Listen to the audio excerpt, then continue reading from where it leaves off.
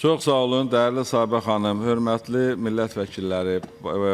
Bundan öncəki qanun layihəsi zamanında qaldırılan məsələlər və eyni zamanda onu deməyə əsas verir ki, bizim komitədə müzakirəmiz zamanı elektronik etika haqqında qanunda dəyişiklik cəmiyyətdə bir çox suallar yaratdı, marağa səbəb oldu və icazə versəydiniz bu çox geniş şəkildə izahatını verməyə çalışım ki, suallar qalmasın. Azərbaycan sürətlə inkişaf edən, dünya enerji bazarında etibarlı tərəfdaş kimi çıxış edən bir dövlətdir. Lakin biz eyni zamanda daxili enerji idarəçiliyimizi də beynəlxalq standartlara uyğunlaşdırmalı, səmərəli və şəffaf sistemlər qurmalıyıq. Cənab Prezident İlham Əliyevin rəhbərliyi ilə həyata keçirilən sosial-iqtisadi islahatların mərkəzində məhz bu prinsiplər, şəffaflıq, ədalətlilik və davamlı inkişaf dayanır.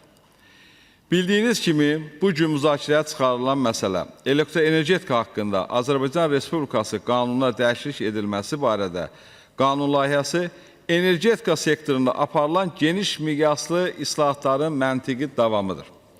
Bu dəyişikliklərin mahiyyəti yalnız texniki xarakter daşımır. Əslində bu təşəbbüs ölkəmizdə enerji təchizatının səmərəliliyinin artırılması, xidmət keyfiyyətinin yüksəldilməsi və enerji sisteminin iqtisadi dayanıqlığının təmin olunması istiqamətinə atılan mühüm addımlardan biridir. Qanun layihəsinin əsas predmeti sabit tarif anlayışının qanuna daxil edilməsidir. Bu anlayış özlüyündə müasir və inkişaf etmiş iqtisadi modellərdə istifadə olunan, iqtisadi əsaslara söykənən və enerji xidmətlərinin davamlılığını təmin edən tarif elementidir. Bəs sabit tarif elementi deyəndə biz nəyi nəzərdə tutacağıq? Sabit tarif istehlakçı tərəfindən ödənilən, ümumi tarifin sabit xərclə bağlı olan hissəsidir. Yəni, bu enerji təchizatçılarının daimi və dəyişməyən xərclərinin, misal üçün, infrastrukturunun saxlanması, əmək haqqı, təhlükəsizlik, texniki xidmət xərclərinin qarşılanması üçün nəzərdə tutulan məbləğdir. Bu məbləğ faktiki olaraq hal-hazırda da istehlakçılar tərəfindən ödənilir. Sadəcə tarif strukturunda ayrıca göstərilmir. Ona görə də sabit tarifin qanunvericiliyə əlavə edilməsi heç bir halda yeni ödəniş və ya əlavə maliyyə yükü kimi qəbul edilməməlidir. Əksinə, bu strukturlaşma mövcud tarifin daha şəffaf, iqtisadi əsaslı şəkildə bölüşdürülməsinə xidmət edəcək. Bu maddə daxil edərsə nə baş verəcək? İlk növbədə sabit tarifin tətbiqi enerji təchizatçılarının maliyyə dayanıqlığını təmin edəcək. Enerji sistemində ən ciddi problemlərdən biri təchizatçıların öz infrastruktur xərclərinin planlaşdırmaqda çətinlik çəkməsidir ki, bu da sabit tarif vasitəsilə bu xərclər stabil şəkildə ödənəcək. Beləliklə də enerji xidmətlərinin fasiləsizliyi və davamlılığı, o cümlədən də keyfiyyətli təminatı təmin ediləcəkdir. İkinci mühüm məqam ondan ibarətdir ki, subsidiya mexanizmlərinin mərhələli şəkildə azaldılması deməkdir. Bildiyiniz kimi, hazırda bəzi enerji təchizatçıları dövlət tərəfindən ayrılan subsidiyalar hesabına ayaqda qalır ki, bu da sektorun sağlam rəqabət və iqtisadi əsaslarına, inkişafına mane olur. Sabit tarif bu zərurəti aradan qaldırmağa və uzunmüddətli dövrdə subsidiya asıllığını minimuma endirməyə yönəlib.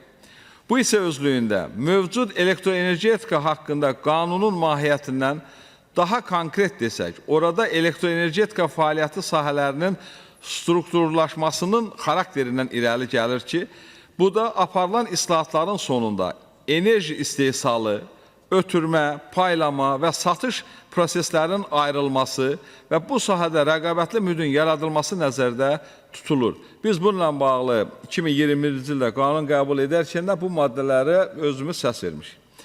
Bir əmtə olaraq enerjinin qiyməti istehsal xərcləri, ötürmə, paylama sisteminin üzərində formalaşır.